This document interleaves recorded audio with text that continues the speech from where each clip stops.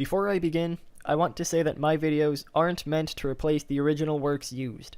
These videos are intended as satire. There's a link on screen now and in the description below that takes you to an official source of the main work used. I strongly recommend you watch the original, then come back and watch this video. Hey everyone! This is Hornbingle, and this is it! The season finale of this amazing anime series, RWBY.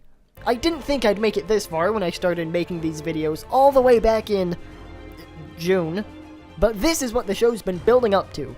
So let's take a look at the great episode that is RWBY Volume 1, Episode 16, Black and White.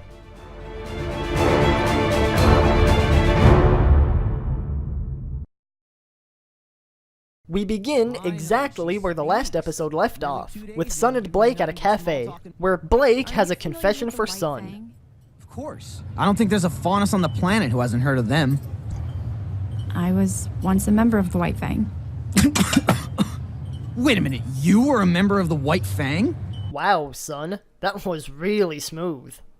Wait, you were a member of that heinous group of scumbags? Blake then tells him that the White Fang once used peaceful protest to spread faunus rights, but a new leader came to power and resorted to violence instead. That's when Blake left, disgusted by the criminal organization it became. She put on a black bow and turned her back on the White Fang. So, I left. So thank you, Monty, for giving a recap of the Black trailer to people like me who haven't seen it yet. We then fade to a shot of the rest of Team RWBY looking for Blake, by calling her name instead of using those phones they have. Well, maybe she has remnant AT&T. There's no way the calls would make it through if she does. Weiss recommends they involve the police, an idea that Yang and RWBY shoot down immediately. Weiss, I think we should hear her side of the story before we jump to any conclusions. I think when we hear it, you'll all realize I was right. And I think Weiss's hair looks wonderful today. And I'm wondering how Penny found them again. It's a pretty big city. She tells the team she knows Blake's a faunus. You mean the faunus girl? Okay, two things. One, I'm glad that Penny was surprised as little as I was about a twist like that. And two, the reason she figured it out is really stupid. You mean the faunus girl?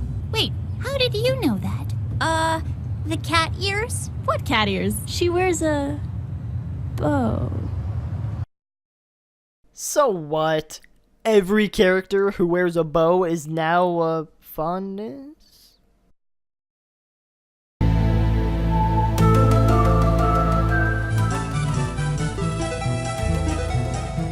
Oh, where is she? We don't know. She's been missing since Friday. That's terrible. I know it's terrible. They don't even have a fade out or anything. They just cut to RWBY waking up, and that means we've jumped ahead 2 days.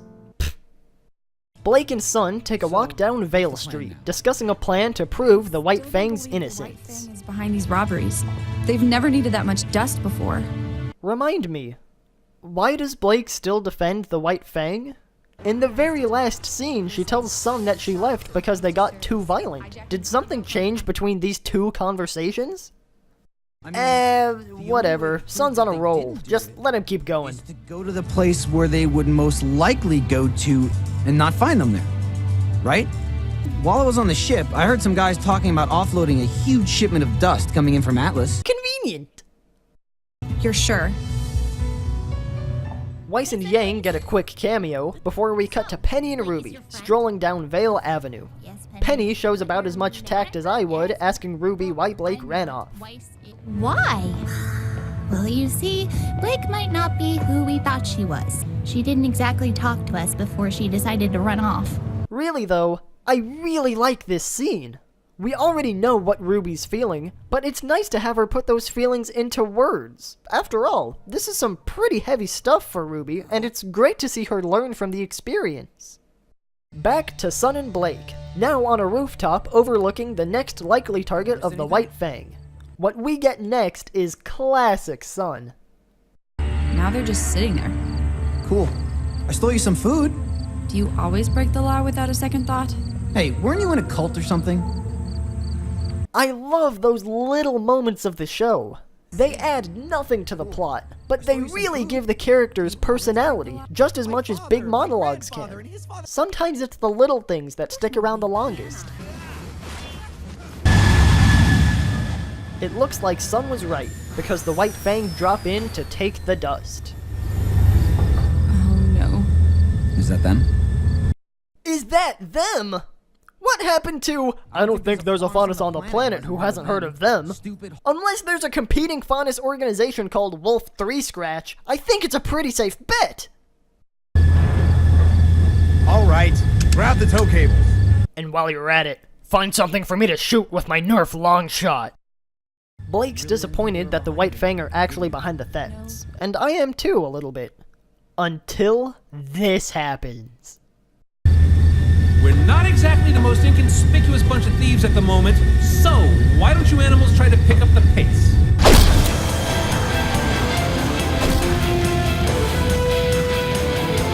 Fear not, my children, for Roman Torchwick has returned. It seems Blake isn't a follower of the Lord of Debauchery, because she draws her weapon and goes in to confront him. What the? Oh, for Nobody move! Aw, come on! What's this idiot doing? They couldn't steal 4 guns, so these 2 guys have to rob the place with swords? Brothers of the White Fang, why are you aiding this scum? Because I'm a foot soldier following orders. I don't make any decisions. Blake makes the classic mistake of not killing the villain while she has the chance, giving time for reinforcements to arrive and for Roman to break free. She makes the good decision of getting away from the mad Torchwick when a new challenger enters the fray. Yeah, kitty, kitty, kitty.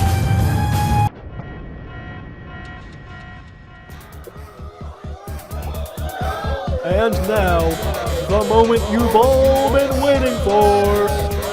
Blake and Sun versus Roman Torchwick. Both phases of this fight are amazing. This is the first time that Blake has really used her semblance in a fight, and I'd argue this is where it's shown off the best. You can feel every hit, follow every move, and then the sun comes out. It's just the right blend of offense and defense, of power and control, of flashy combos and practical moves. 3 volumes later, and this is still my favorite fight scene in the entire show. But of course, Roman's not gonna take that lying down. He shoots a container off of a crane, making Blake dodge and Sun knocked to the ground. Oh no, Ruby's here. I can't kill Sun in front of a kid, for some reason. But I can still shoot you!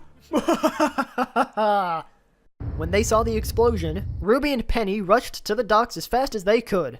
Ruby shouldn't really have bothered, but Penny cleans up. She pulls a bunch of swords out of some kind of backpack and takes care of business, taking out dozens of these White Fang grunts in no time. Whether it's slicing them up, chopping them down, using this weird block move, or just bowling a bunch of them over at a time. How is she doing that? Well, Ruby, excellent question. See these strings? Penny uses them to control her swords from a distance, just like that one member of Team Guy. You know, Neji. But Penny's even better with them. So good, in fact, that 3 attack planes come in to stop her, and she still wins. Penny fires this huge laser attack to beat 2 of them, and she drags the other one to the ground with just swords and string.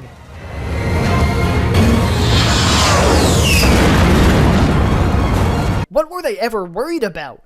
Penny's not just combat ready, she's combat proficient. She's a combat doctor, PhD in winning. She should have greeted Team RWBY like this.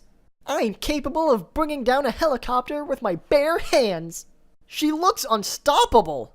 Even Roman doesn't want any of that. He just cuts his losses, getting into the last jet and flying away before he gets hit by Hurricane Penny. Which, sadly, puts an end to my favorite fight scene in the show so far. We now see our heroines waiting around for Weiss and Yang, and when they show up, to explain Blake's Twice, disappearance. it's not what you think. She explained the whole thing. You see, she doesn't actually wear a bow. She has kitty ears, and they're actually kind of cute.